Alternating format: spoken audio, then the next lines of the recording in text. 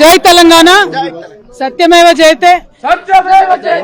మేము ముందు నుండి ఏదైతే తెలంగాణ ప్రజలకు చెప్తూ వచ్చామో అదే విధంగా ఇవాళ కోర్టు కంప్లీట్ గా కేసును పక్కకు పెడుతూ అందరినీ కూడా మరి నిర్దోషులుగా విడుదల చేయడం అనేది సంపూర్ణంగా ఈ దేశంలో న్యాయ వ్యవస్థ పైన మేము పెట్టుకున్నటువంటి నమ్మకాన్ని మరి వమ్ము కాకుండా ఇవాళ న్యాయ వ్యవస్థ కాపాడిందని చెప్పి మేము నమ్ముతా ఉన్నాం.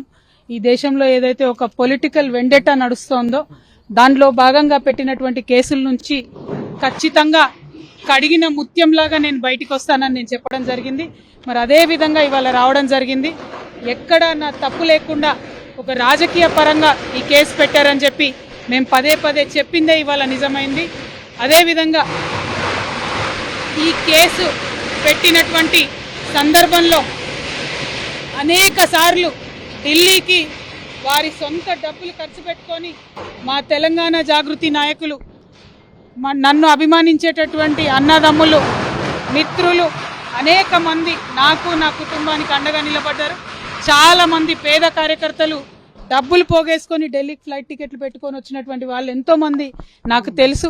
ప్రతి హియరింగ్కి వచ్చి నాకు ధైర్యాన్ని ఇచ్చిన వాళ్ళు ఎంతో మంది నాకు తెలుసు.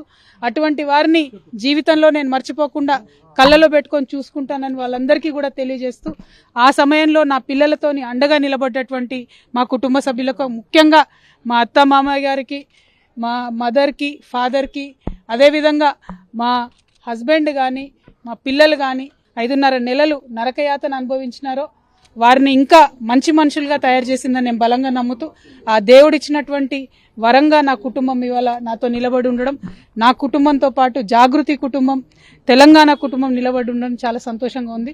వారందరికీ కూడా ధన్యవాదాలు తెలియజేస్తాను.